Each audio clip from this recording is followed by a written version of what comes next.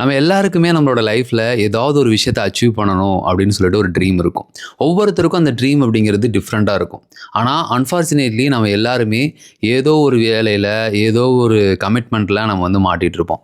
ஆனால் அதுலேருந்து வெளியில் வர முடியாமல் இருக்கும். அந்த விஷயத்தை அச்சீவ் பண்ண முடியாமல் இருக்கும். ஆனால் இதை ஈஸியாக அச்சீவ் பண்ணுறதுக்கு ஒரு சீக்ரெட்டான ப்ராசஸ் இருக்குது. இந்த ஒரு சீக்ரெட்டான ப்ராசஸை ஃபாலோ பண்ணி இன்றைக்கி சக்ஸஸ்ஃபுல்லாக இருக்க நிறைய பேர் அவங்க லைஃப்பில் மிகப்பெரிய அச்சீவ்மெண்ட்ஸை பண்ணியிருக்காங்க. நம்முடைய மதிப்பிற்குரிய முதலமைச்சர் சிஎம் விஜய் அவர்களாக இருக்கட்டும், திரு பத்மபூஷன் அஜித் சாராக இருக்கட்டும், இவர்களுடைய எல்லாருடைய லைஃப்லையும் இந்த சீக்ரெட்டான ப்ராசஸ் இருக்கிறத பார்க்க முடியுது. அது என்னென்னு சொல்கிறேன் பார்த்துக்கோங்க. இப்போ பத்மபூஷன் திரு அஜித் அவர்களுடைய வாழ்க்கையை பார்க்கலாம். அவர் சின்ன வயசில் சரியாக படிக்க முடியாதனால ஒரு மெக்கானிக் ஷாப்பில் ஒர்க் பண்ணிகிட்டு இருந்தார். ஒர்க் பண்ணிக்கிட்டே இருக்கும்போதே அப்புறம் கொஞ்ச நாள் கழித்து ஒரு டெக்ஸ்டைல் ப்ராசஸிங் யூனிட் மாதிரி வச்சு அவர் ஒர்க் பண்ணிட்டு இருந்தார்.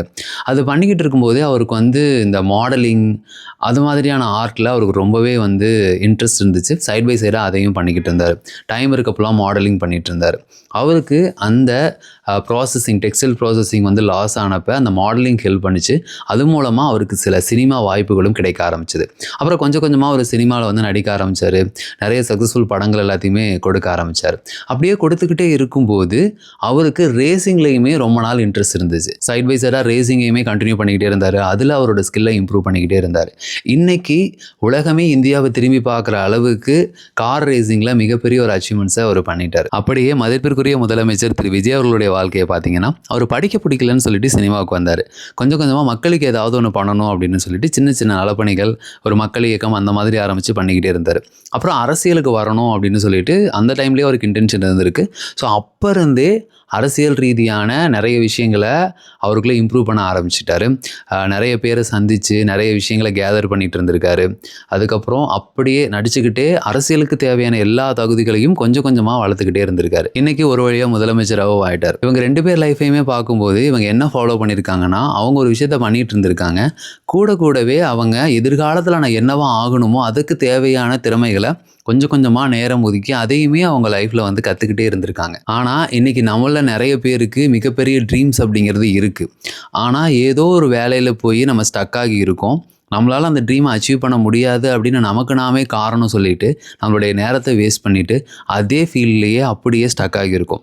ஸோ நாமளும் ஒரு நாளைக்கு கொஞ்சம் நேரத்தை ஒதுக்கி நமக்கு என்ன ஆகணும், நமக்கு என்ன பிடிச்சிருக்கோ அந்த விஷயத்தில் நம்ம திறமைகளை வளர்த்துக்கிட்டே இருக்கும்போது நம்மளாலையும் நம்மளோட ட்ரீம் அப்படிங்கிறத அச்சீவ் பண்ண முடியும். இன்றைக்கி விஜய் சார் ஃபாலோ பண்ண அதே விஷயத்தை தான் நான் என்னோடய லைஃப்பில் ஃபாலோ பண்ணிகிட்ருக்கேன். அஜித் சார் ஃபாலோ பண்ண அதே விஷயத்தை தான் நான் என்னோடய லைஃப்பில் ஃபாலோ பண்ணிகிட்ருக்கேன். நான் இன்றைக்கி ஒரு கம்பெனியில் ஒர்க்குக்கு போயிட்டுருக்கேன்.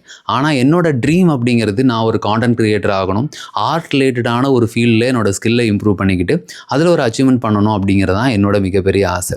எனக்கு செல்ஃப் இம்ப்ரூவ்மெண்ட்டாக நிறைய கற்றுக்கிறது பிடிக்கும். என்ன நானே முன்னேற்றிக்கிறது எனக்கு ரொம்ப ரொம்ப பிடிக்கும். ஸோ அது சம்மந்தப்பட்ட விஷயங்களை கற்றுக்கிட்டு என்னால் முடிஞ்ச அளவுக்கு ஒரு சின்ன இன்வெஸ்ட்மெண்ட் பண்ணி ஒரு கேமரா மொபைல் வாங்கி, ஒரு கம்ப்யூட்டர் வாங்கி நான் கற்றுக்கிட்டதை அவங்களுக்கு கூட ஷேர் பண்ணிக்கிட்டு இருக்கேன்.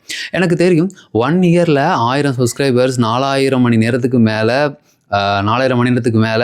எல்லாருமே வியூஸ் பார்த்தா மட்டும்தான் எனக்கு மானிட்டைஸ் ஆகும், எனக்கு அமௌண்ட் வரும் அப்படின்னு சொல்லிட்டு. ஸோ இருந்தாலுமே என்னோடய திறமையை நான் சைட் பை சைடாக வளர்த்துக்கிட்டு இருக்கேன். எனக்கு பிடிச்ச விஷயங்களை என்னோடய லைஃப்பில் அப்ளை பண்ணி எனக்கு பெனிஃபிட்டாக இருக்கக்கூடிய விஷயங்களை உங்களோட ஷேர் பண்ணிக்கிட்டு இருக்கேன். ஸோ இப்போ நீங்கள் இந்த வீடியோ பார்த்துட்ருக்கீங்க. உங்களுக்கு இந்த வீடியோ ரொம்ப யூஸ்ஃபுல்லாக இருந்துச்சு அப்படின்னு நினச்சிங்கன்னா நம்மளோட சேனலை சப்ஸ்கிரைப் பண்ணி ஒரு சப்போர்ட் பண்ணுங்கள். ஏன்னா இது நம்மளோட நியூ சேனல். இந்த வீடியோ யாருக்கு யூஸ்ஃபுல்லாக இருக்குன்னு நீங்கள் நினைக்கிறீங்களோ அவங்களுக்கு இந்த வீடியோவை முடிஞ்ச அளவுக்கு ஷேர் பண்ணுங்கள். ஸோ நாமளும் நம்மளோட லைஃப்பில் எந்த விஷயத்தை அச்சீவ் பண்ணணும்னு நினைக்கிறோமோ அதுக்காக ஒரு நாளைக்கு கொஞ்சம் நேரம் ஒதுக்கி நம்மளோட திறமையை அதில் வளர்த்துக்கிட்டே இருந்தோம் அப்படின்னா ஒரு நாள் நமக்கு பிடிச்ச வாழ்க்கையை நம்மளால் வாழ முடியும். எப்படி வந்து டைமை ஸ்கெட்யூல் பண்ணுறது அதுக்கு அப்படின்னு நீங்கள் யோசிச்சுக்கிட்டு இருந்தீங்க அப்படின்னா ஒரு திறமையை எப்படி ஃபாஸ்ட்டாக கற்றுக்கிறது அப்படிங்கிறத பற்றி ஒரு வீடியோ போட்டிருக்கேன். அந்த வீடியோ பாருங்கள், ரொம்பவே ஹெல்ப்ஃபுல்லாக இருக்கும். தேங்க்யூ.